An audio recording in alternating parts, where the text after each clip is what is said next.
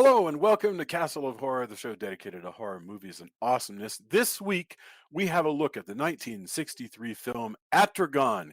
This is episode 372, and we are now taking suggestions for what the heck we're going to do for episode 400, which is, I guess, something like 6 months away, I guess. Bear in mind, if you haven't seen today's movie, we're going to be talking about it from the perspective of horror fans who have seen it. So warning, spoilers ahead. From Denver, Colorado, I'm your host, Jason Henderson, publisher at Castle Bridge Media, home of the Castle of Horror anthology. With me from Austin is Tony Salvaggio, lead singer and bassist of the band Deserts of Mars and lead guitarist of the band Rise from Fire. Say hello, Tony. Howdy. Howdy. Also in Austin, Mr. Drew Edwards is the writer-creator of the long-running underground comic Halloween Man, currently published by Comixology. He is a Best Writer Ringo nominee, Austin Chronicle Best of Austin Award winner, and a member of the PEN America Fellowship. Say hello, Drew. I am also the Empress of Mu. The Empress of Mu. That's the only name she gets, I think, in this. Yeah. And finally, also in Denver, color commentary from the one and only Julia Guzman of Guzman Immigration of Denver. Say hello. I am the only one of Guzman Immigration of Denver. The only Julia Guzman. That's right. It's true. I'm the one, the only one. The only one. Okay. Atragon, also known as The Undersea Warship, is a 1963 Japanese science fiction film produced and distributed by Toho. It's based on a couple of books, Undersea Warship, A Fantastic Tale of Island Adventure, and The Undersea Kingdom by Shigeru Komatsuzaki. The film is directed by Ishirō Honda, and it has music from Akira Ifukube of Godzilla fame. So when you're watching it, you have this distinct feeling of being kind of in a Godzilla kind of mind. Well, And Manda comes back in Godzilla movies, so yeah, so there's definitely a connection, and in there's even a Manda versus if we call this ship Atragon, there's even a Manda versus Atragon fight in Godzilla Final. Yep. So this film was released in Japan December 22, 1963, and in the US in 1965 via American International Pictures. There's also a 2-episode anime OVA titled Super Atragon, based on the same books, and that came out in 1995. So this is a heck of a movie. I'd never seen it before. I want to get opening thoughts, and then we'll do our best making sense out of this. I'm not saying the film's impossible to follow. I'm saying it's a very interesting artifact.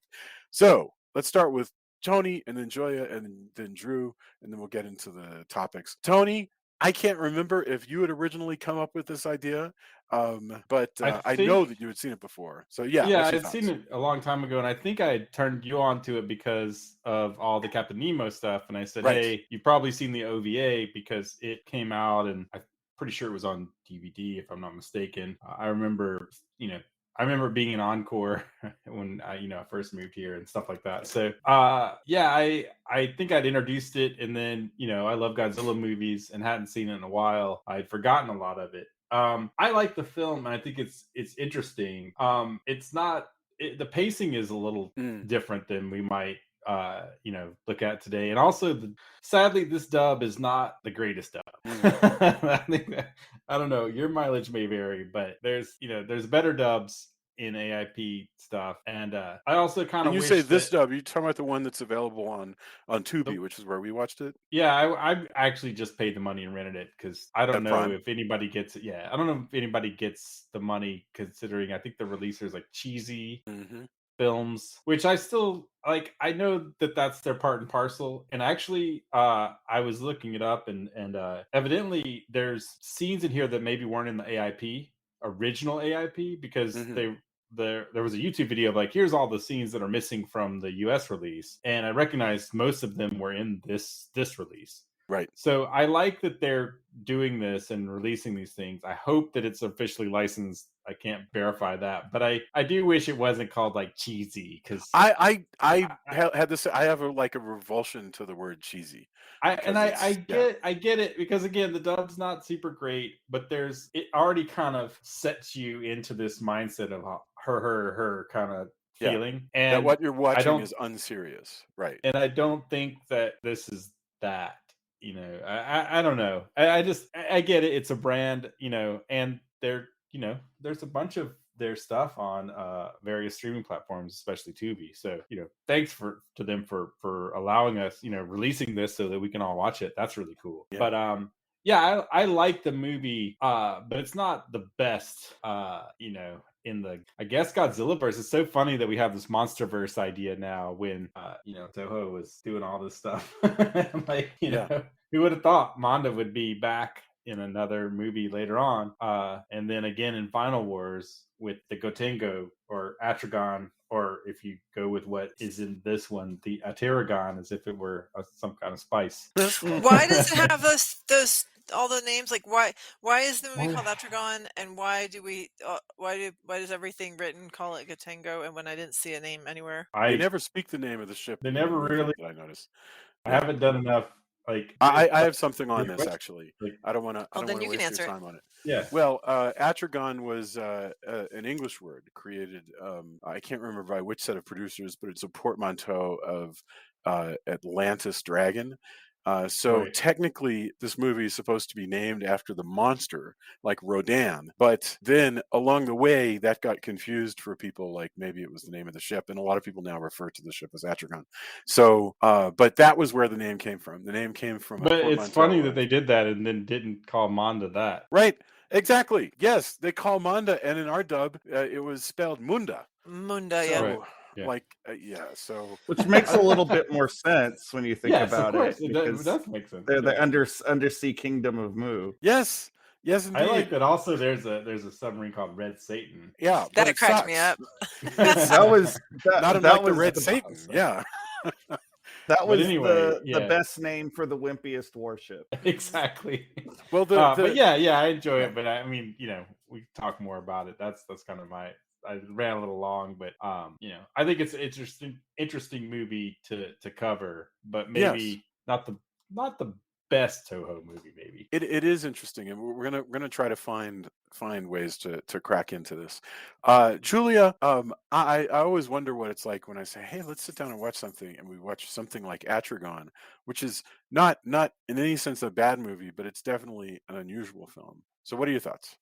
Well, so I think, it's not my jam for sure, but there's some things I was really impressed with the creativity. Like if you kind of think of it as a very low budget and quickly done, I don't know how low budget it was, but it was definitely quickly done film. There's a lot of creativity in the effects, which I thought was really cool. Like just the fact that they did the explosion effect by pouring orange dye into water and filming it upside down and then flipping it so it looks like it's exploding out of the water. That was awesome. Like there was all these little things that I was like, how are they doing that? How are they making it? It's a really good underwater effect, or it's really good. And so then I was reading about how they did it. I was like, okay, this is really creative. So that was definitely a thing I enjoyed a lot. I didn't really get the full performance because, like Tony was saying, we watched it dubbed, and I feel like it probably loses something just in the. But I mean, it's an okay dub. It's not bad. Some of the characters are interesting. I definitely am thinking, and I've been thinking this every time we watch a satanic movie as well, that I want to change careers to be a choral singer for movies, because I've been a choral singer my whole life, and I can really rock those like kind of soprano like vibrato notes that woman was hitting, and they were singing like when they were in the giant chamber. So I was like, okay, I definitely want to switch jobs and just do choral music for movies, especially satanic movies. I think that would be really, really fun. So that's a career change that is in my immediate future. No, I'm kidding, not really, but I would like to in my alternate reality. Total future. You just have to look for when soundtrack people and stuff like that. Exactly. Put it out there. And seriously, I know I definitely should.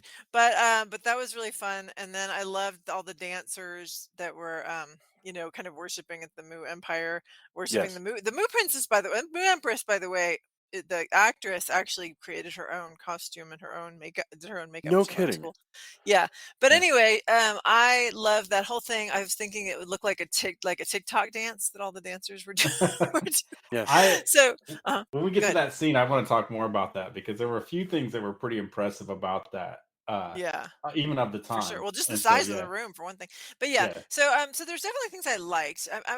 I feel like as a whole, I don't love the movie, but I'm probably going to walk away remembering the things I like more than anything I didn't like, in particular.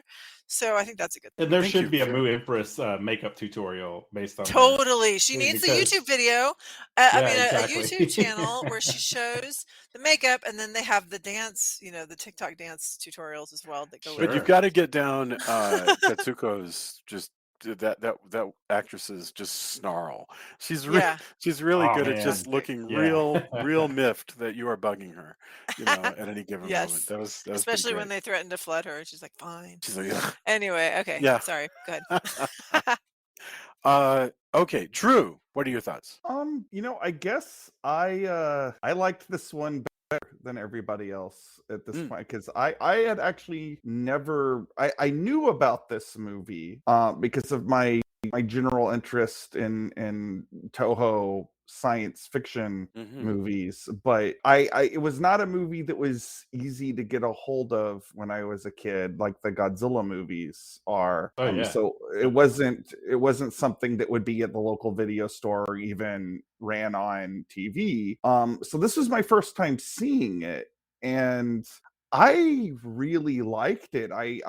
Outside of just enjoying seeing a lot of the actors that recur throughout the Godzilla series again, I was really taken with the production design. Like it a lot of these sci-fi movies from Japan, I don't know, I always just, particularly of this era, I always feel like that there's this kinship with like the aesthetic of Marvel Comics at the time. So like I enjoy that aspect of it, but I also think that this is just like a fascinating artifact of where Japan was and how they were grappling with their role as one of the Axis powers during World War II, and the fact that that is discussed so much Yes. in this Yeah, movie. agreed. And even though the movie kind of eventually comes down on kind of having a I guess sort of a mixed message on warfare, I still just think what Honda was doing with this movie was very, very interesting, and it must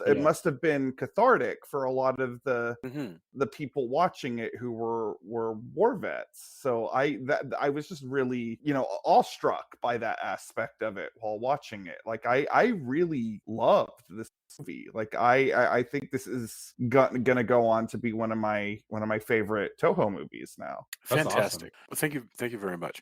I want to go straight into something. So very very briefly, like what's going on in the film is that the United Nations, the world made up of at least of countries represented by the UN, are under threat from the people of Mu, the Empire of Mu, which is this old concept. We always hear about Atlantis, but Mu was, or Lemuria, as it's often called, was this legendary world that disappeared in the Pacific Ocean, and it's a cool concept to take advantage of in this film, and that. But that's just the inciting incident. The Empire of Mu has declared war on the upper world and say, surrender or else, because we have awesome geothermal technology and submarines and monsters and whatever.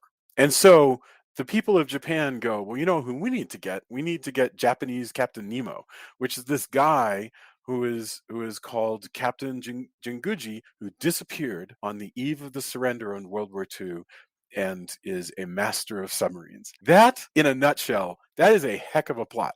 I mean, that's that's but pretty even more awesome. than that, because what makes it also interesting is, and I went back and forth on, would this have taken more hold if it had been more of an adventure movie, had more adventure, but we start with a mystery of why are scientists being abducted, and where is this captain, and he's even alive, and all this stuff. So there's a whole, the first part of the movie is a mystery in a way, and you've got detectives and journalists, and that stuff is great. Yeah. Well, that Like really is a lot that's like what the inciting incident is, a guy, and it's a great, it's almost like it reminded me of also of other like sci-fi shows. And you get a guy gets into a taxi and they run the taxi, abducts taxi cab driver abducts him by running into the bay, yes. like running off the docks. Like that's awesome. You're right. There's all this the early mystery that we're following is are there aliens under the sea and why are they kidnapping people and so forth. It's almost Yeah. like an Ultra Q episode. Yes. Yeah. Well, but it's also a lot like 20,000 Leagues Under the Sea. I mean, and the Disney movie 20,000 Leagues had come out in 1954. So that's just 9 years before this film, and it also, basically the governments of the world set out to solve this mystery of who's doing all these sea crimes.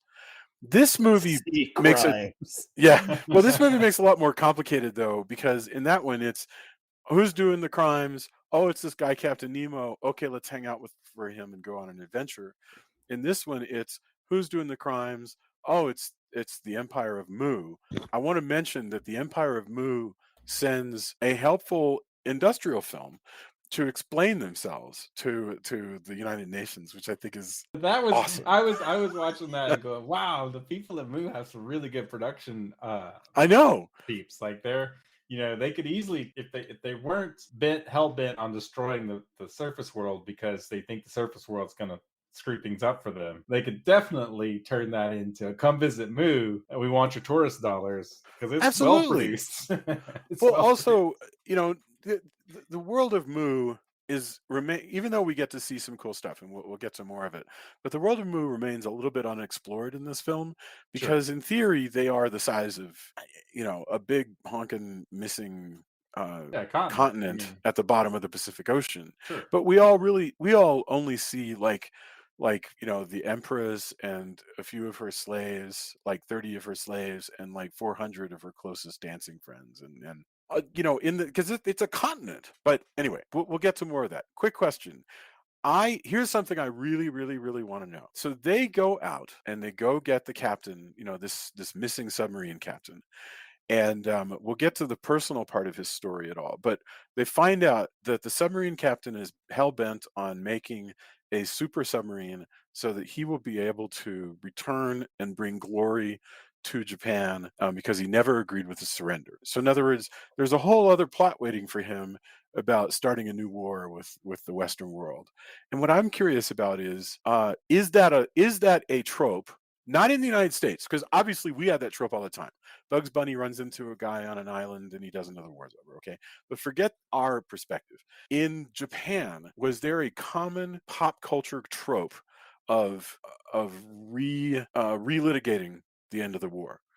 Was that or not? I don't know. I'd love to know. It's complicated. I think it's probably more complicated than, and there are scholars who would probably do it more justice. There was a recent movie about, because there were instances of guys on islands who kind of still thought everything was going on because, of course, Japan would win. Like there was no way that they could lose in there, and so they were in the jungles and stuff like that. There was a movie recently I just saw.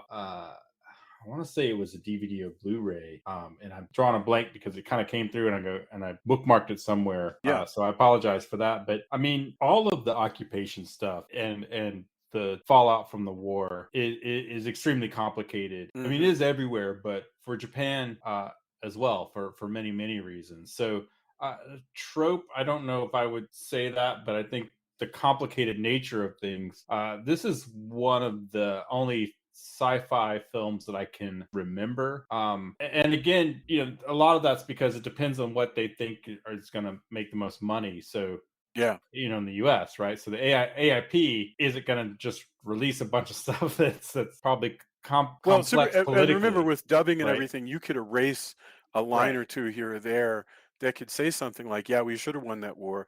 But what's interesting is, at least in the dub that we get, all the Japanese are like, oh no, we've outlawed war. We're better. We're making a better world right now. We've put the questions there's a of the war lot, but I behind mean, us. even you'll see things like Cyborg 009 where there's one of the guys is a revolutionary who's more than willing to fight the occupation military, Yeah. right? Like he's a rebel, and Yeah. there's Americans and there's foreigners all over at army bases, and he's willing to fight for that. You'll see stuff like that, or was that a Wild 7? I can't remember if it's Cyborg 009 or Wild 7. So forgive me again. I should probably, if I'm going to say these things, I should probably remember. Well, no, but it's in my mind. But you'll see, there's a whole push in the 70s and 60s and 70s about that. It's always been a complicated relationship, and it's always been a complicated subject. Yes. Due to the nature of how the war was lost, what was being told by the emperor, all of these things. Well, also who they were allied with, which were of course, fascists. yeah. Right. I mean, And even in and I'm going full pop culture.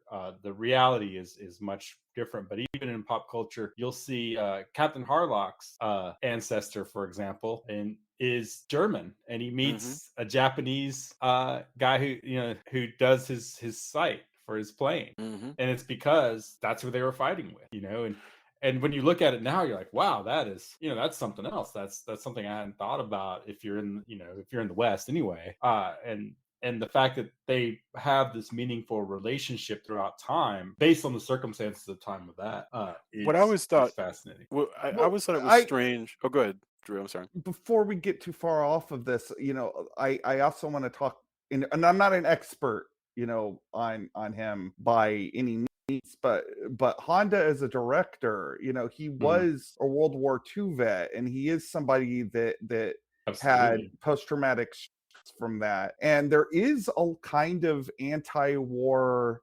bent to a lot of his sci-fi films, and I feel like this one is perhaps the one that's the most openly talking about that in a lot. Like, I don't think it's 100% successful in addressing what he wants to address, but I also think it's also the most complicated, because you have this one guy who's like, I'm a patriot, I'm never going to surrender, I'm for the glory of Japan, and you have all these discussions about the differences between patriotism and nationalism, or the differences between nationalism and altruism, and that kind of stuff.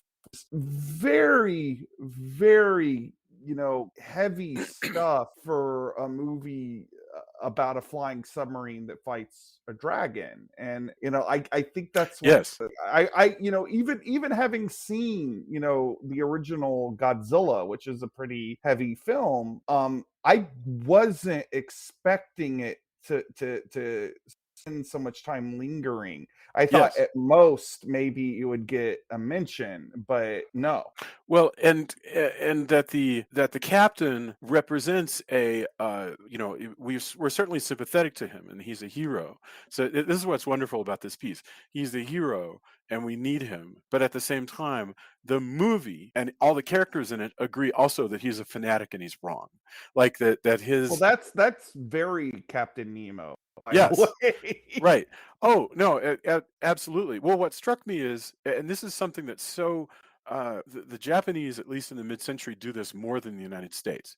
But there's this thing where they take trauma and turn it into fantasy that the United States has not been as good at figuring out how to sublimate our trauma into fantasy, but by which I mean, well, here's the example I'll say, and then you're probably right that there are some wonderful counterexamples. But for instance, this movie is as far from the end of World War II, almost exactly, as we are from the end from 9/11, and yet there has not been the equivalent of a Godzilla of 9/11. There isn't a sort of there isn't a monsters from the sewers created by the energy from 9/11, whereas Godzilla was a big expression of trauma in the form of a giant monster that tromped in and irradiated people. I would say the closest thing we have to a Godzilla of 9/11 is maybe Cloverfield, but it's still not. That's not an exact.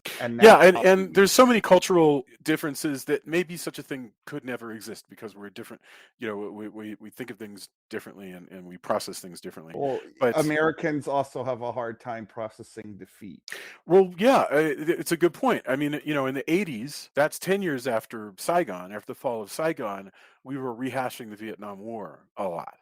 Yeah, you know, and so that's a really good. If you think of our major traumas, the major traumas being 9/11, the fall of Saigon, all these traumatic things that happened, and actually the Vietnam War is the one that I think created the most pop culture, you know, rehashing. So I don't know. Well, we came up with all these movies where we could go back and symbolically win Yes. Vietnam. Like I just watched House, the American House, not the Yes. Japanese house. But Right. it's very much that as a haunted house movie. And you know, Mhm. Rambo was that. The Rambo movies were kind of that as an action movie. Yeah, And there was a Chuck Norris movie that did the same thing. I mean, it was a common, because I'm not talking about looking for something very, very deep, like a really great director might take to it. What you want, what gets close to where the zeitgeist is what just rolls off the tongue. You know, like what are there going to be 9,000 copies of? And yes,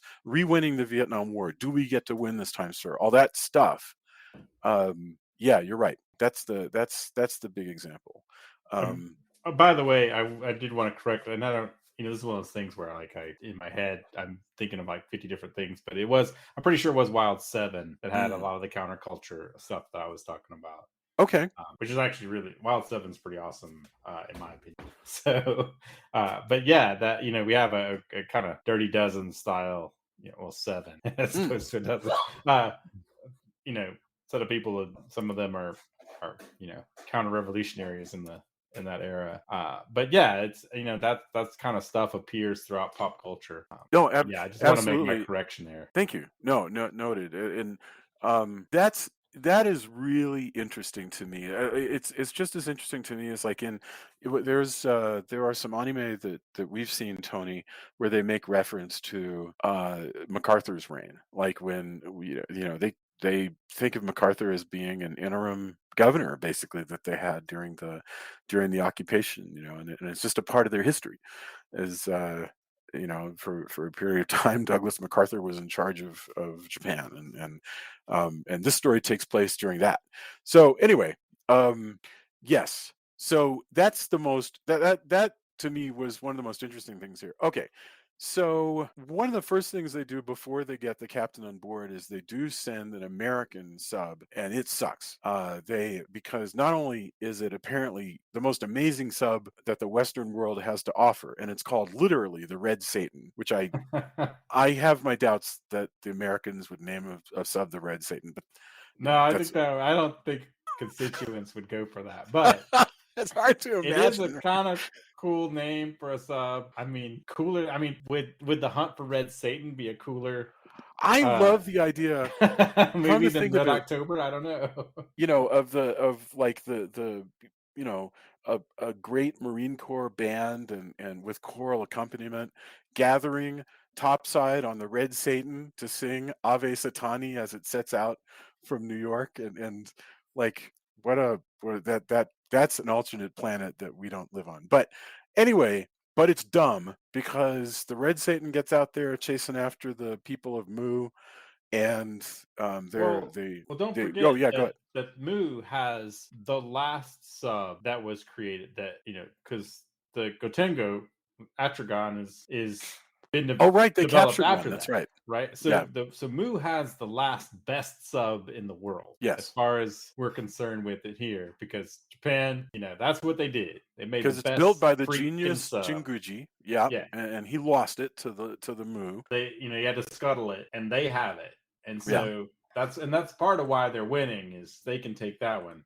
and why they want this new sub, because if he develops that, it can trump what they have, right? Yeah. Like that's the big deal. It's like, take us the sub, let us have it or destroy it, because we can't have you messing up our plan. You know, and it's a sub. It's great because it's part, you know, it can burrow into the center of the earth. You get that. I mean, it's a Jules Verne cavalcade of things. Yes. You know, it can fly. It can go. It's a submarine. You know, it's like, and it can burrow. It can fly without any wings of any kind or any other. Yeah, I mean, what little bit of fins it has are certainly not lifting surfaces. This is what I'm that's talking how about, awesome though, it is. with all the effects. I mean, all of the fact that they have all these different size models for the different effects, Mhm. it's really cool. So, how they did when they lifted it out, the model that they used for that, and how they had like the wire work and everything. Just all the different things I was reading about how they achieved all these different effects with the submarine was really cool. I'm just really clever. Yes. Yeah. So after the Red Satan is lost, then we're in real trouble, and so our guys set out on the adventure part, which is kind of like plot 3 or 4 of this film, where they go out to try to find this lost captain at his lost submarine base, which, to Drew's point, is super duper. This part is pure Mysterious Island Captain Nemo, and they Maybe with a dash of Nick Fury. they bring with them Kenji Sahara, who plays this very strange beatnik reporter. He's got a beard and a beret. He looks nothing at all like any other characters in this And whole that's why film. he's shady. Right. It's Right? well, I wasn't sure what the heck was going on with this. I thought setting aside for a moment that we know later on he turns out to be a spy. But for the moment I was like, is this like is this an attempt to appeal to the young set, like this guy with the I think beard, he's or like counterculture, but also what kind of tipped me off a little bit, like if you just take it as I'd seen it, but he plays the character a lot like the aliens and the heavies are played in Godzilla movies. So yeah. to me, Although that was kind of a tip off. I liked him so much, I sort of wish that he had not I agree. been a bad guy. Yeah, no, Yeah. I'm with you. Yeah, it would have been good if he had turned out to be exactly what he appeared, which is a rather unconventional, but nevertheless, as a reporter, he's actually paying a lot of attention. Like there are several times in the film where they go, "Oh, well, what's going on with this?" And he goes, "Oh, so you realize that this weird beatnik reporter is actually, is a very competent reporter." Although it turns out, again, he is in fact a spy for the Empire of Mu. So With some that badass like ability to stun people with his hands. He's like a Vulcan. yes, right, Yeah. Whatever the Vulcan thing is called. yeah, They give him because the other agent says that they give them a quote special energy, which I find fascinating. Yeah. yeah. And it's established in fact that these agents burn hot, and so it makes them feel cold. And so one of the clues that we have is that he's not to be trusted, is that he's sneezing often because this is absurd, but he's because he's cold when he's Yeah, and around. they steam whenever Right. they appear in their suits. There's steam around them. Yes. Yeah. Yeah. When they finally reach, when they go off in search of the captain, and so they reach the hidden island base. They meet the captain, and I should mention that they've brought with Captain Jinguji. They have brought with them Yōko Fujiyama as Makoto Jinguji, his daughter, so who has not seen him since she was a tiny baby. And this is the part where I know how it plays to my American eyes. I have no idea how it plays in the Japanese eyes, which is that she is very demure when her father walks in the room. Her eyes are downcast. She's very respectful. He makes note of her presence and then completely ignores her and goes to the admiral and starts talking submarine business. And you, as an American watching it, you're crushed. You're like, gosh, what, he just completely dissed her. I suppose he has that right, but it makes him out to be a big jerk. I don't know how it plays to the viewer. I mean, I think it's supposed to play. I think it's that way regardless. Even if there is hey, he's a really important guy. It just shows he's incapable of, he's abdicated dad duties a long time ago. Yeah, well said. Well, Yeah. some of the other And- characters are Yeah. even reacting to him like, "Hey, this is your daughter." Exactly. Yes, that's right. Like, Yeah. Whoa there, buddy. Yeah. 'Cause, his friend who comes in, who's, the admiral, has been taking care of his daughter. And to him, it's like, well, I took care of things. You're taking care of my daughter. I went to go make the best submarine on the planet. So now that you're here, let's talk submarine business, because this is what we do. Because we're both military guys. And in a sense, what we're looking at is life out of balance. That he, and that's what's ill about him is that he, of course, you're supposed to put duty high on your list, but you're not supposed to burn your humanity up in duty. And that's what he's done. Is again complicated, because that's kind of what you were expected to do in the military during the wars. The war, like, this is the most important thing you can do is serve your country. It's not just Japan, right? Like that's the mandate. But the way, especially his version of that, is this dichotomy that we've been talking about, where even the admiral has had, meaning he's like, the admiral stuff, whatever, I'm a businessman now, right? Like, they keep kind of poking at that when they're talking to him initially. And he's very firm in, like, you don't, like, I'm trying to get past that. I'm now a businessman. Until it comes down to performing this mission and talking to this captain who he knew. Yeah. Well, and there's also that the idea that you have this guy that you have two ways of dealing with the trauma of war. You have you're never the guy that's choosing to stop living the war. He's going to put the war before anything else, and in his mind, he's putting his country before anything else. Sure. And including his own family. And then you have the guy that is, still grappling with trauma, but he's trying to move ahead in his life, allowed himself to evolve as a human being. And it's funny, like, as much as I love all the science fiction stuff in this movie, like, this was my favorite stuff in this movie. Like, I loved the interpersonal drama here. I agree. And I think that's, again, why I look at, and I've been to repertory screenings of films. I went to Godzilla, the original Godzilla, the black and white one, and had people laughing at the melodrama. And I realized that it's different than how things are. But there's people, why that it starts with, title card says cheesy films or whatever.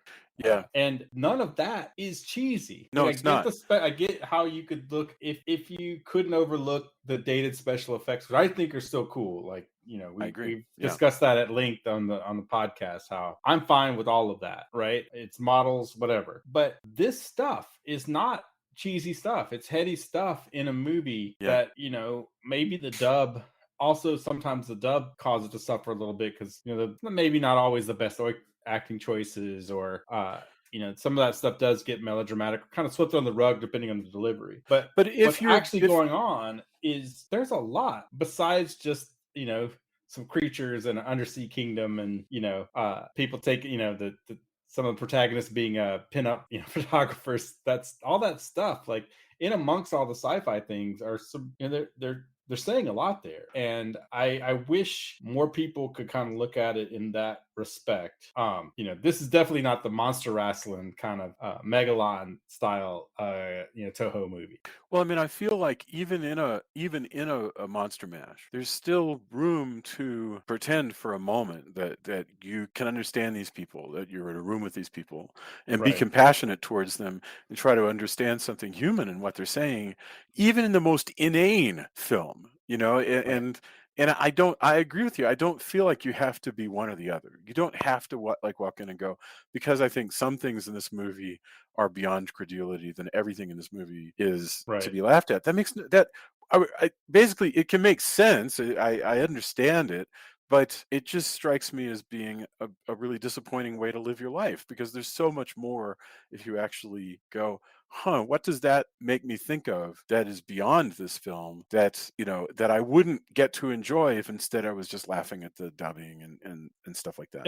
And again, I don't mean to shame people into how they engage with film. Like, your business is your business. No, but you can be a coach and lead them towards But I think that just starting there and kind of putting yourself in the mindset of, because again, this is 10 years out, a little bit after, and how that is, how that's what's going on there is, we're 9 years after the 54 Godzilla, and how even how that was seen. at the time, and how important that is. I've been to, and it does sadden me. And again, not to wag my finger too much, but I did get I was really bummed at the last few repertory screenings I went to. I haven't been to the theater in a while, but when things were, when numbers were low, I decided I was going to go to a few things, and they happened to show Godzilla movies and a few other repertory screenings, and I don't know.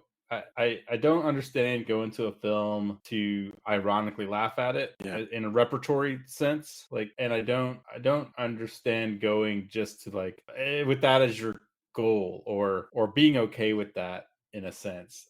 Maybe that's just me being a film buff. I'm not meaning to shame people, but it did. You usually go into the draft house, there's kind of a different, hey, we're all in this kind of crowd. And when things came back like that, like seeing that screening in particular really made me feel like an outsider again.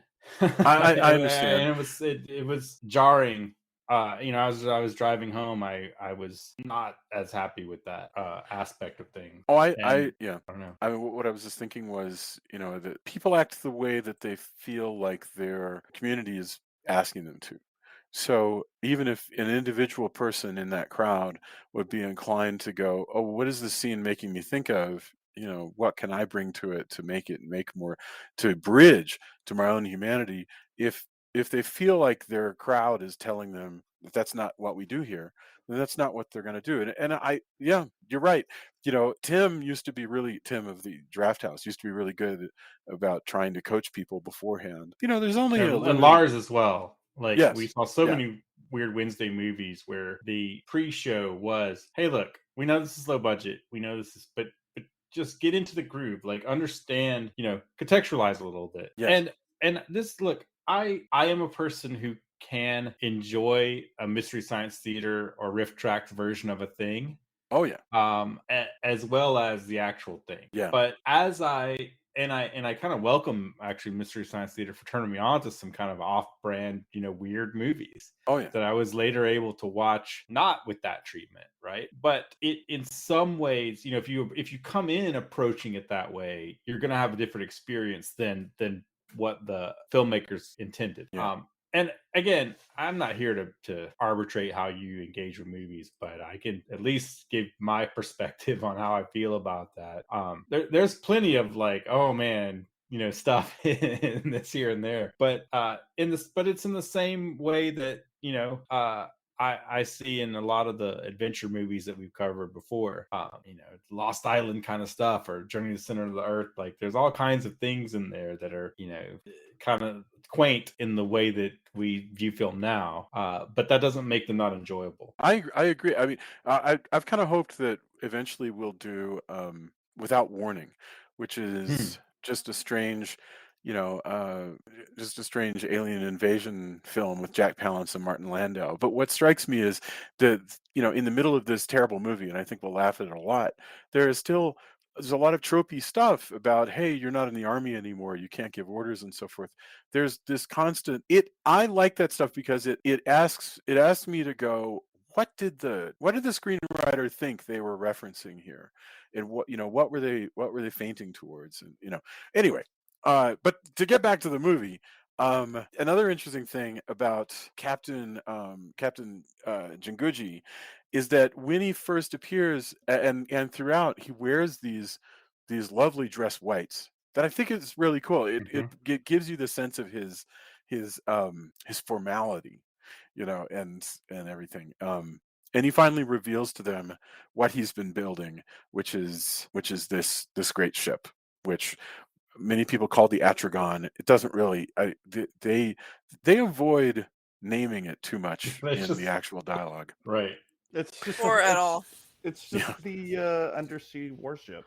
Yeah, right.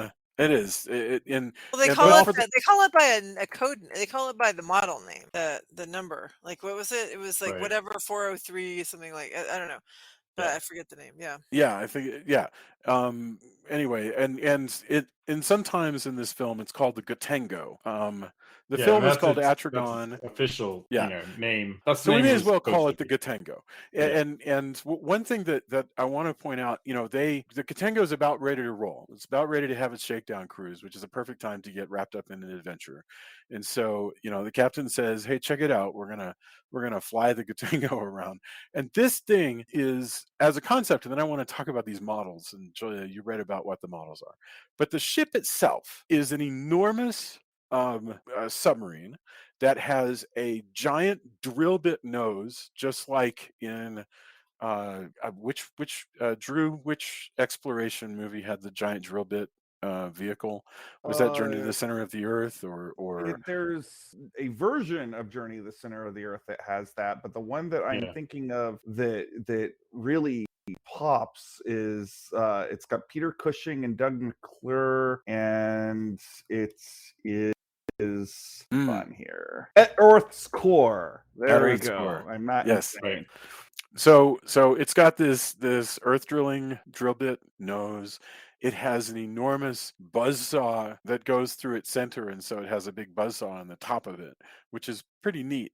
It also has an anti-gravity engine of sorts that allows it to fly super fast and just like railgun around the skies, just like boom.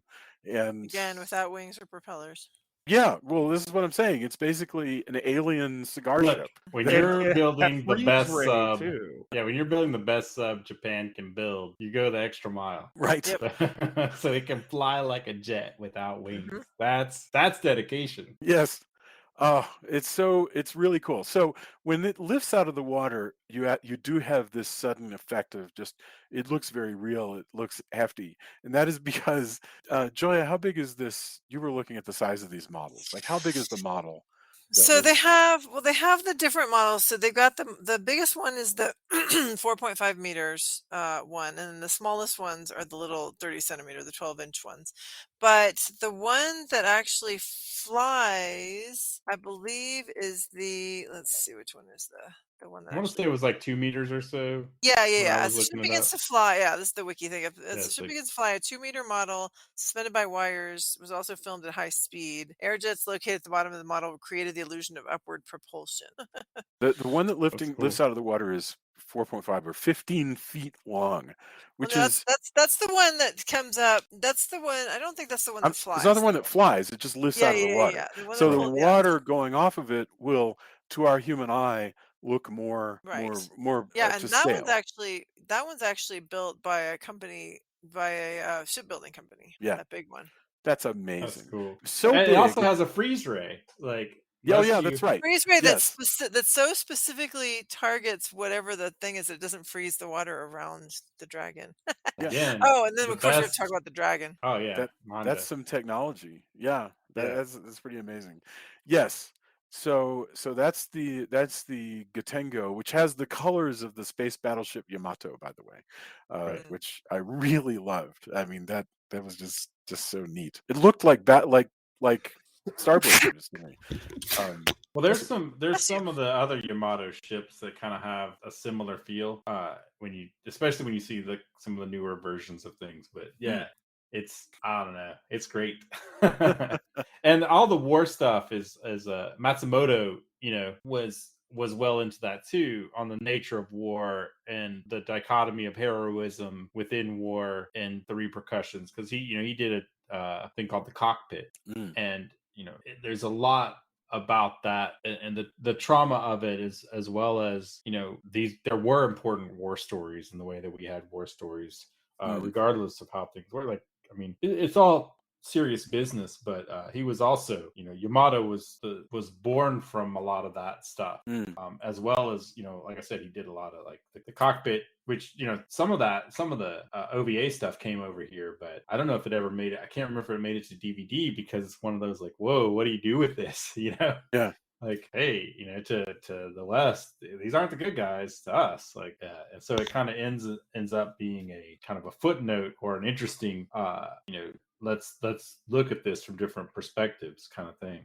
Absolutely. Well, and there's always this feeling, especially in the world of Yamato, that these wars, which traumatized everybody who lived through them, will recede farther and farther into the past, and it'll all just be a shared story, and so you could raise the corpse of this battleship and turn it into a champion of Earth, right? And all the people who had been at war against one another would be united, in and ride on this fallen ship. And that's, I can see being scandalized by that and being appalled that so much trauma could be turned into such a simplistic dream.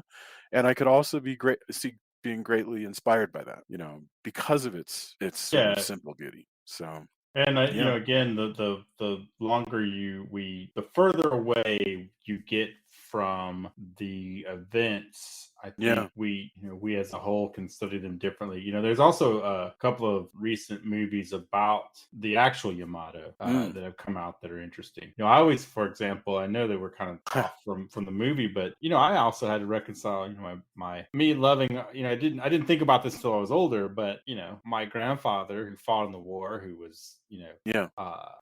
you know, in the Seabees in Guam.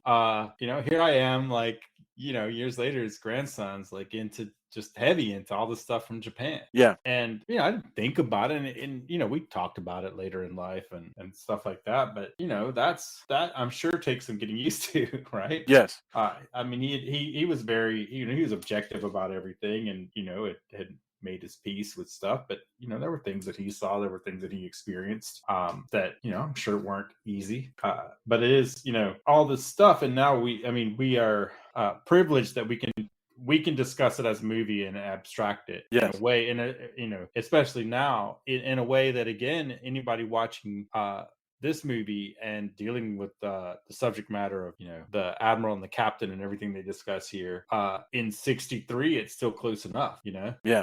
Like, No, it's very recent, and that's what strikes me is how brave it is to be that starry-eyed. Imagining. but again, we were talking about, like, Drew, like, we had all this stuff here when we were growing up in the 80s, where commando movies and such became, action movies became popular because it became a way to deal with some of the trauma Mhm. from Vietnam, which was our one of those things that a lot of people in the US had to deal with. And Yeah. and so it's interesting to see that. And again, we go back to, in a sci-fi, you have the sci-fi movie full of monsters and the lost Flying continent of Mu submarine. and everything Yeah. like this. And here you have this really grounded, like, what are we going to do about the war Yeah.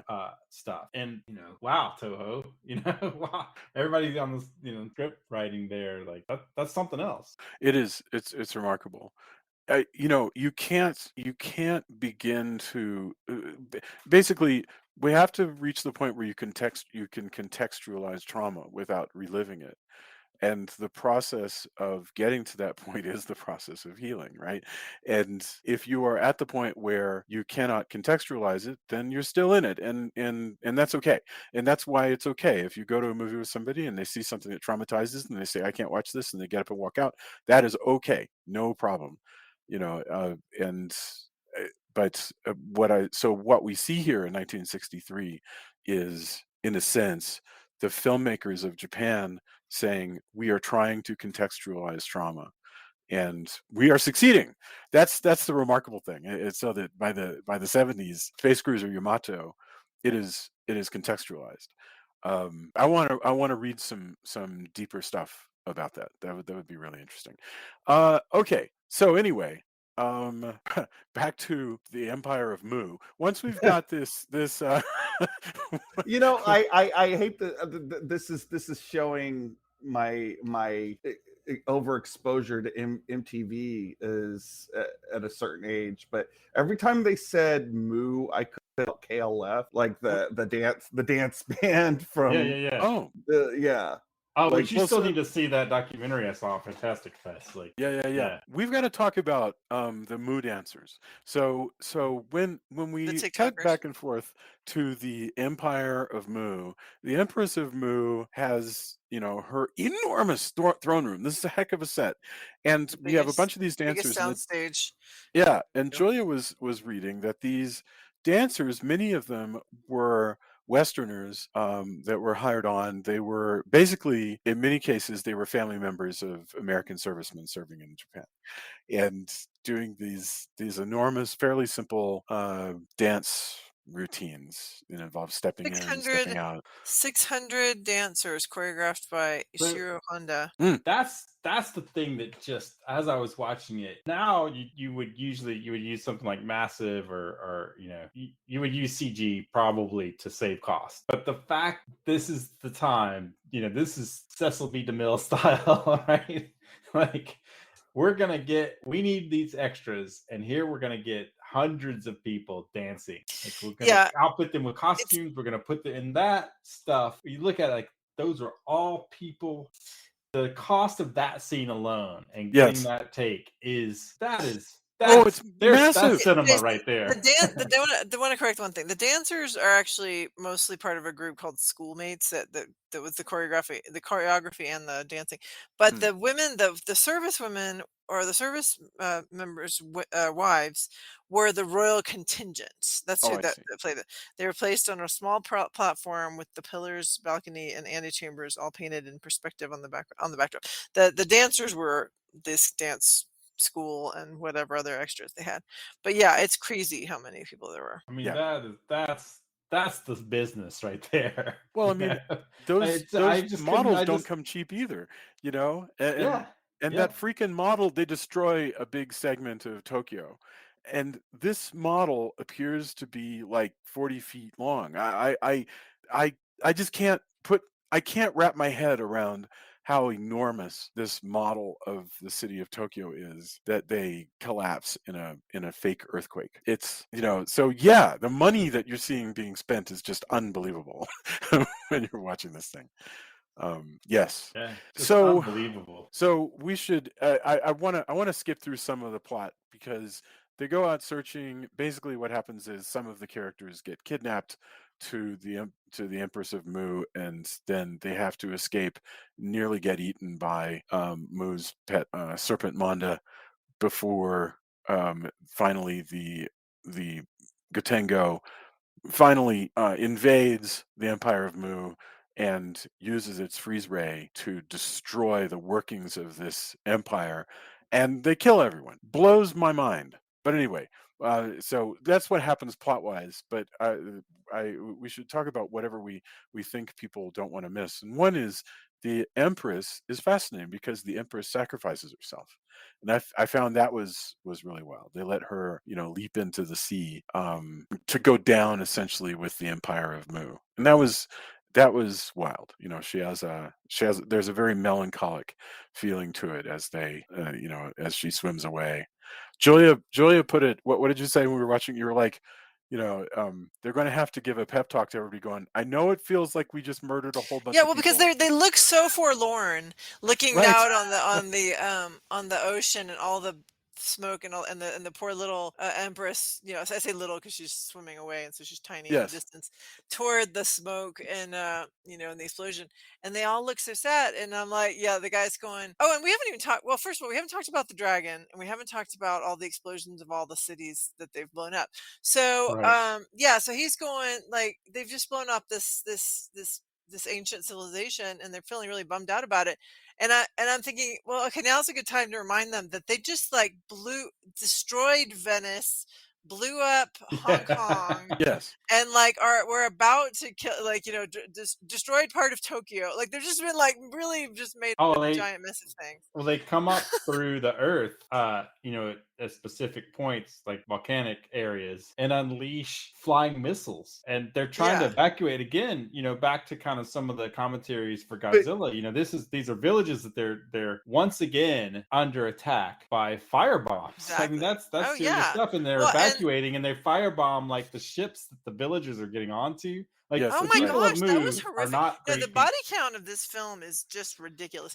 Here's the thing about them feeling kind of weird, though, about effectively wiping out. I'm not saying they shouldn't feel bad about it. I'm just saying that's a good time to go, okay, but remember the reason that we did this. Well, but that goes back into the sort of the way Japan is it's dealing with the way Japan is feeling about itself, because like, you know, they were on the wrong side of the war, and I think you had people with like a decade or so more perspective, you know, maybe had started to realize that. But then at the same time, you know, when you drop a bomb on a city, you're dropping a bomb indiscriminately, and Japan Absolutely. experienced that. And so Yeah. people Sure. who might not have agreed with what the emperor was doing, No, 100%. No, yeah. I'm not saying they shouldn't feel bad. I'm just saying you need to be Right. reminded of like, hey, but there's a reason. But yes, no, that is absolutely, you're right. There's so much context to what's going on with the World War II. You know, Yeah. in the rear view mirror, but not And too far back. Good. and then the difference also is when they decide to you know, Moo's not going to stop. I mean, this is their own thing. They have to. Now that I put it, now that I'm thinking about what I'm saying, it holds a lot more weight, because basically they have to make the decision that Moo is not going to stop unless we get rid of all of Moo by bombing the crap out of Moo. Mm. And that sounds familiar now that I. You Yeah. know, I mean, I don't Exactly. need to laugh, but it's just like, wow, I didn't even contextualize that first, because It's- again, it's it's a yeah. movie full of, you know, models that get destroyed in a Sure. monster and a snake-like sea dragon, Right. So, and but yeah, cool suits, you know. so I want to talk. Yeah, I wanted to talk about the sea dragon because I really liked the effect of the manga underwater, quote unquote, like, you know, in the smoke filmed tank that's supposed to be underwater with the filters. That was great. It looked really good. And then they had that weird, like, little rubber, you know, coiled dragon thing on top that was just shooting the lasers at all the little ships. And the ships were great effect. That was neat. But what was the deal? Like, why didn't they just have a Oh well, snake no. head, like a dragon head? Like, why did they have Well, it all up on top and just look? I Really mean, bizarre. I think that's the archaic dichotomy of this. You know, manga is their symbol, right? Yeah. And so shooting the laser out of their No, I'm not talking about the symbol laser. for Oh, I Laser's see. destruction. Is that fine. intended to be a gun that looks like Manda? Yes. Is that what that is? Oh, The that's not laser actually comes manga? from these Manda lasers. Got So it. their whole Oh. aesthetic is Manda can do this, but we put on all our submarines that shoot lasers, and they have Manda guns. It's like all of Okay. Cobra's commanders stuff being snakes that shoot lasers and Got you. I did his not tanks understand that. and all of that. Like Thank you for it's explaining a that. laser, yeah, it's a Manda laser because that's their aesthetic, and that's kind of their like, we can take a Manda, you'll remember this basically. You'll Yeah. remember our destruction as sure. your cities across the world are lasered by our ultimate god of destruction. Yeah. And that's their Okay. aesthetic. Well, thank you for explaining that. That's awesome. I like, I mean, Thank you it's for brutal that. and cool, but wow. I mean, they are not playing when they decide to go out and, Yeah, I love you know, that. the people of Earth didn't listen, so it's time for us to send bombs and to laser people. Like all their Right. submarines have these laser cannons. Yeah. And you know, luckily, you know, our hero, regardless of his stance and how we feel about it, you know, our hero who developed this sub in isolation saves us all, saves the planet pretty much. I mean, Oh yeah. they're already Absolutely. destroying all the cities of the Earth with laser cannons, and who knows what, you know, they would send Manda. I out love to that do. it goes, we will destroy all these cities, New York City, and this one province of Tokyo. Yes. Right. This one section of Tokyo. I was like, wait a minute, why doesn't all of Tokyo get Maybe they want to take over part of Japan too. maybe. They have the. That's I also I love their aesthetic too. I like the aesthetic of the silver like scale suits. Yeah, it was really Yes. interesting. Everything And, about them is cool. Like just neat. I wish that they would have showed up in like the Fantastic Four, like fighting the Thing or something, because like Yeah. it's like the whole thing is, I could just picture Jack Kirby flying the hell out of it. But you know, you're talking about like all the destruction, and every time we do one of these Toho movies, the thing I always think back on is in the Godzilla verse, construction must be number one of the biggest businesses in the world, and number two, where all developing technology comes from, because they have to be so good at repairing after like alien invasions and giant monster rampages and all this stuff. And part Oh, of that, wonderful, I don't yeah. want to get, I don't want to be, I'm hoping this doesn't come across as perhaps more culturally insensitive, but it's more of the stuff I picked up on is, even temples are replaced because there's, so much wood. And there's also earthquakes, etc. There is an impermanence. There is a degree of being used to impermanence. I've talked to friends of mine about it, and there's articles and books about it. But even a temple is replaced over a certain amount of time, and you'll go, like when I was over there, you'll go and they'll say, hey, well, it's reconstructed in this time period, and so not that directly relates to monster movies per se, but it is a thread in throughout culturally on how all of that kind of relates. And again, I mean, I'm basing this off of things I've read and talking to people like that. And I think that, to me, that kind of, once I talk more about it, once I read more about it, and in that context, not to say that that's always the through line of disaster movies, the monster movies, but kind of how that all works in as a baseline is kind of feeds into it a little bit,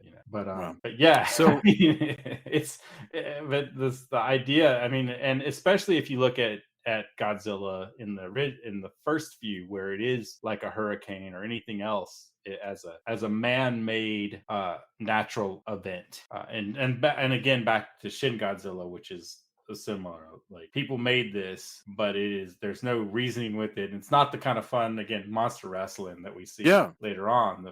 At its heart, these are the things that nature does this if we're not careful. How would you, if you were to take, and I'm about to ask people for their final thoughts, but I have a topic for everybody here. It doesn't have to take up much time, but you take Atragon. We all talked about how there are some pacing issues. How would you rework this movie to not have pacing issues? Like what would you reorganize?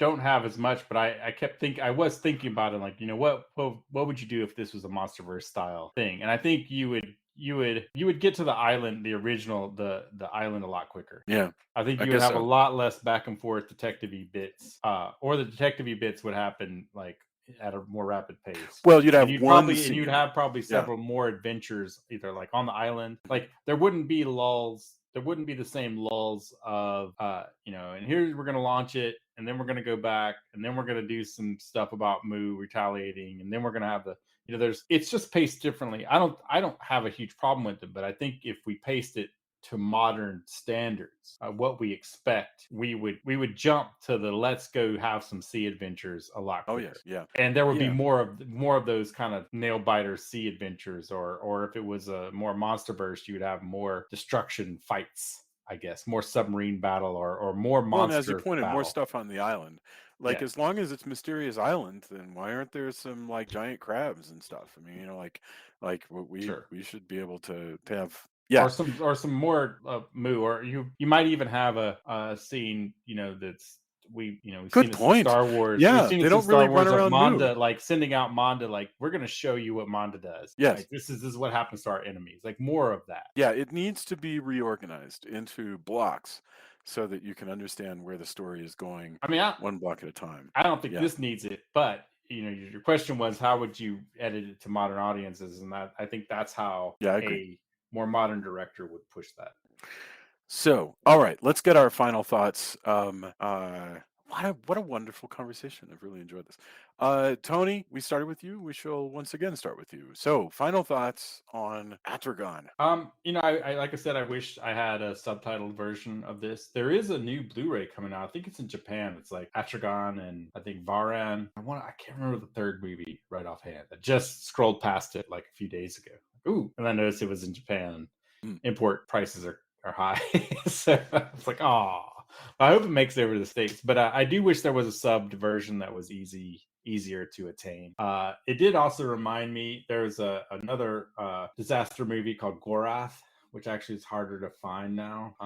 And I thought that would make it really good. Like if you could do a double feature of this and Korath, I think that would be cool. There's a similar movie. Now I'm drawing a blank on it.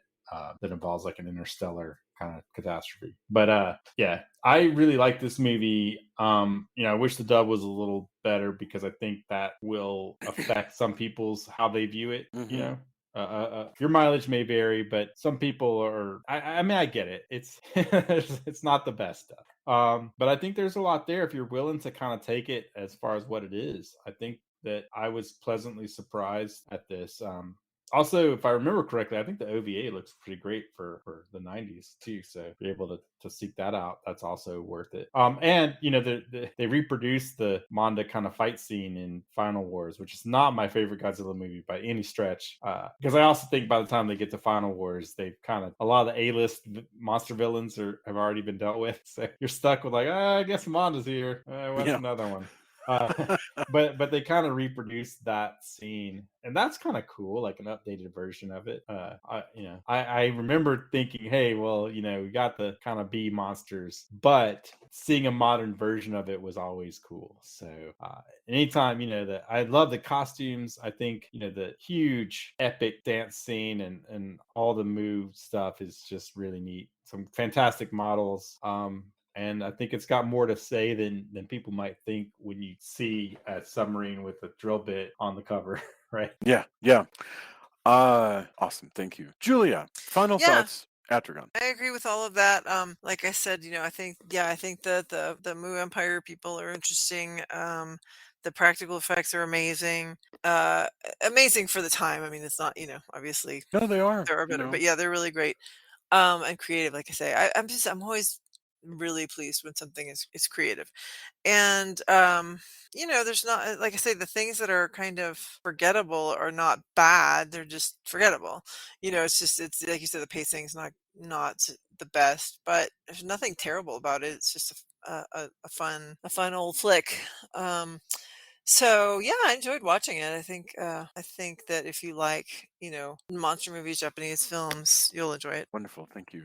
Drew, what about you?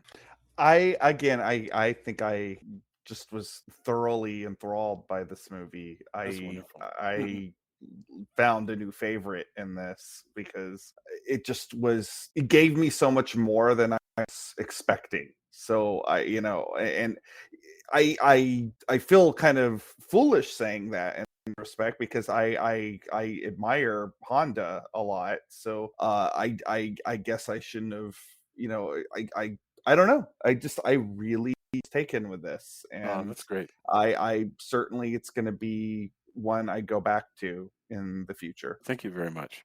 I have nothing else to add. I think we've discussed it very well, and I've very much enjoyed this conversation. I'm dying to know. Now is the section where we go to endorsements. What aside from Atragon, which I've wanted to watch for years, and now we got a chance to watch it. What else have you been watching this week that you'd like to point people towards, or reading, or what have you? Tony, do you have anything for us? I'm trying to think. I've watched a few things that I was kind of disappointed in. I did watch. I can't remember if I said I watched Northman last time. I found that to be worth the hype that everybody put out. I watched, like I said, I've been pretty busy, so I haven't. I caught up on the New Kids in the Hall, which I thought was great. That was a nice kind of comeback to see. I'm trying to think what else. I can't remember exactly. You want to, if you want to continue with Japanese like sci-fi, or even like if you want a more modern Japanese disaster, Japan Sinks might be something that you want to check out. Like I said, I wish Gorath was more readily available. That's kind of disappointing that it's not. We might even want to think about, this made me kind of want to also, we might think about watching Warning from Space at some point on the show. I agree. I would love to do that one. Yes, I'd love to do Warning from Space. That would be great. And that one's, got a new Blu-ray, if I'm not mistaken. I think I got that. As well as it's available. It's more readily available streaming. I'm trying to think. I'm sure I'm missing something. I think there's a lot. There's a lot of cool stuff like this out there. And thanks to Tubi and a few others, like we get to watch great flicks like this. Oh, absolutely. Yeah, I'll if I come up with something, I'll post it on the site. I'm trying to think. I watched a bunch of stuff, but I can't. It's all kind of lost. And like I said, there's a couple that I was gonna say, and I was like, although I did finally watch the UHD of Escape from New York, and boy, it does look really, really great. it's well worth your dollars if you get a chance to check it out. They did a great job with that 4K restoration. Beautiful. So I'm heavily invested into 4K, the good 4K movies. If I see good reviews of them, in my opinion, this might be our last big physical media thing. Yeah. You can't get much home video wise. You can't get too much better than that. There will be advancements, but there are 8K TVs and such like that. But as far as in general, I think a lot of people are talking about this, but I think 4K UHD is going to be where it plateaus a little bit. But there's a lot of really cool ones coming out, so I'm invested in that because does look like, when it's done right, like the restorations are really cool. And some of the smaller companies are devoting a lot of time to bringing kind of smaller gems to 4K, and I think that's just remarkable. Okay, so first off, I want to say that this is not brand new. It's been out for a couple of weeks, so it's kind of all news at this point. But I really enjoyed the episode that Joe Bob Briggs did recently on the last drive-in, where he did the original Nosferatu and then the Herzog Nosferatu back to back. I just thought it was extremely informative. I need to watch those episodes. I haven't been watching it this season, and it's just because I have no excuse. I need to get. There's been a strong emphasis on classic horror, at least on the first few episodes. Like the more recent episode they did, so they're back more grindhouse type stuff. But they've done Black Sunday, they've done Night of the Living Dead, and and now they've done both Nosferatus. And as somebody that enjoys classic horror, I have ate up these episodes, but in particular the Nosferatu double episode is just amazing. So I highly recommend it if you're into horror movies, or just more specifically Dracula movies, because all of that comes from Nosferatu. So that'll be really great. Yeah, it's terrific. I also really enjoyed Danny Boyle's Sex Pistols miniseries that just came out. It's called Pistol. It doesn't seem to have enjoyed it more than a lot of other people on social media, but I go back and forth, but I think there's enough there too. Yeah, I think if you were like me and you had a Sex Pistols phase when you were a teenager, I think that there's a lot to enjoy here. I think the cast does an excellent job for the most part. It's not perfect. It does suffer from a lot of rock biopic tropes, but ultimately I think, and there's some stuff that they omitted. Johnny Rotten's wife is completely omitted from the miniseries because John Lydon didn't want to be involved because there was a lawsuit, that's a whole other topic in of itself. But overall, I really liked it, and I think if you are a punk rock fan, I think you'll think it's interesting. So yeah, those are my two things for this. So my friends who were punk rock fans had the opposite. Like their take was, if you do really enjoy punk rock, this is awful. But I mean, like I said, I see both sides of it. I think also, regardless, it looks pretty amazing, and I think a lot of his choices. It's definitely better than Sid and Nancy, which I know might get me flamed in certain circles because that's a cult film. But I thought this had a little more depth to it. rock biopics are always going to be a little, they're polarizing, that's for sure. Yeah, and like I've seen a lot of the early reactions to the Baz Luhrmann Elvis film, and everybody's like, that movie's it's really weird, and I was like, yeah, it's Baz Luhrmann doing a bio of Elvis, like what were you expecting? Right. Like, yeah, no kidding. But this is it's very, if nothing else, it's very watchable.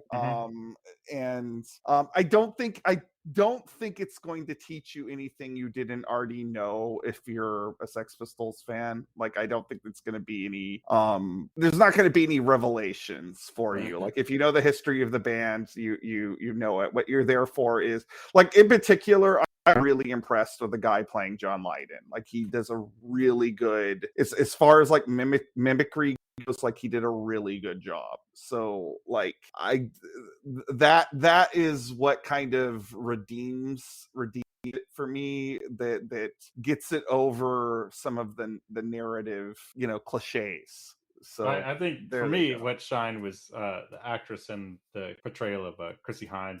She's great. I think that, like, her and that's really stole the show for me whenever she was on screen. Yeah, she's terrific.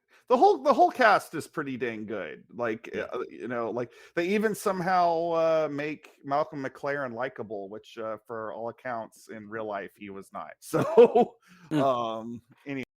What strikes me about this, I have no particular love for the Sex Pistols, so I probably won't find my way to watching that particular biopic. But if you don't like biopics, what always amazes me about people's complaints about biopics is that they always seem to have gotten amnesia about what biopics are, or rather they remember too well. So they'll be going, oh my God, this is another biopic that hits all the biopic tropes and blah, blah, blah. And I'm like, well, that's what it is. It's like going to listen to somebody recite a sonnet and then being upset that it has the form of a sonnet.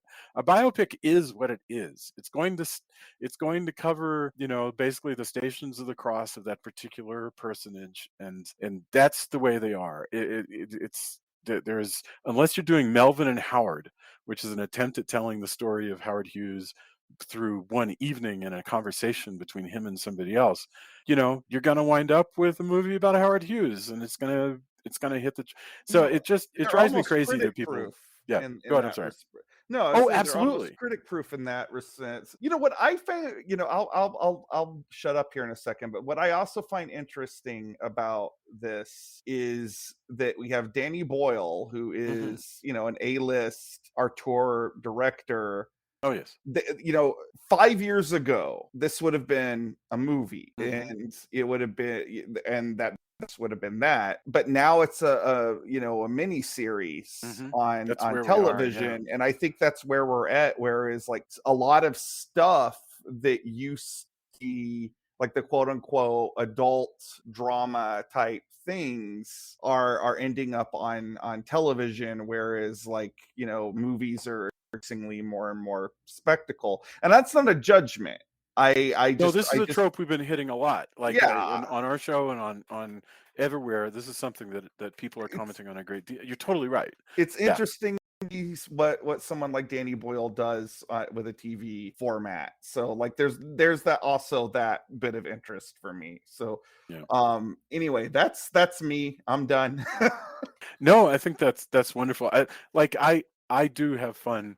Like, people will come on and go, I saw this biopic and it totally mixes up, like, times and makes up all this stuff. And I'm like, ever it were the case. I mean, like, I don't even, I can't wait until you learn about the Man of a Thousand Faces, where Jimmy Cagney played Lon Chaney, and they made up essentially everything in the film. Or Edison the Man, I think, was the film where Spencer Tracy plays Thomas Edison, and I don't think there is a single true fact in that film. But whatever. That's just the way they are. I don't even. It's like saying, oh, Macbeth. I mean, it sure didn't seem true to Scottish history. That's not the point of Macbeth. So, Julia, what do you got? Sorry, I wasn't there to go between Tony and Drew. My internet popped out, but I'm back. So it's funny that Drew's talking about the miniseries thing, because we have been watching. So we watched The Too much TV. Staircase, we watched The Staircase, which was the miniseries, or or the the multi-evening documentary about Michael Peterson and the death of Kathleen Peterson. And then now we watch the dramatic reenactment, basically, of I don't even know what you call it exactly, but it's a miniseries based on The Staircase, and it stars Colin Firth, who's doing a remarkable impression of this guy. So it's really one of those things where if you watch the miniseries, the documentary first, and then you watch this, you're just stunned at how good Colin Firth just disappears into this role. Oh, And yeah. then Toni Collette plays the deceased Kathleen. And it's just a kind of a star-studded cast all around, but it's pretty interesting. Juliette Binoche is in it, Parker Posey, but yeah, it's really interesting to look at. It's almost like it's surreal, because it's like the story and also the making of the documentary at the same time. But so that was kind of fun on HBO Max, I think it is. And then we've been just continuing to watch. I think we've talked about it several times now. Continuing to watch Star Trek, Strange New Worlds, and The Orville, which are almost the same show, really, but they're Yeah. both really good. So that's kind of what I've been taking in. Yeah, very good. I have nothing to add to that. I literally have nothing to add to that. I do want to. I'll do exactly what Drew said, and I will go and watch the Nosferatu episodes. And I guess what I should mention is that if you're into that, this show that you're listening to right now, we do have an episode about the Werner Herzog Nosferatu. So it was that was a fun conversation. I think that might have been in our first year. So it maybe is due for an update, because that's probably a decade old now. But we did that. Oh, I should mention though, people should check out First Kill, which is this really fun teen gay vampire drama that takes place in Georgia, I think it is, and so it's like a syrupy South. Two great families at war with one another, because one family are vampire hunters and one family are vampires, and then So the it's two like Romeo and Juliet meets Buffy the Vampire Slayer. and gay, right? Mhm. And because so the vampire hunter and the vampire fall in love, and the two families are at war. It's great. I enjoyed it. We hoovered it up like the first day. So you should check out First Kill. Thank you. This has been a lot of fun. We talked about Atragon. Well, first of all, for longer than the runtime of Atragon, but Which is I often the case. yeah, which is often the case. But I think it was really fun. I appreciate everybody being on. So thank you. Have a wonderful evening, everyone. Have a good week. Thank you, Night. thank you. Bye. Bye.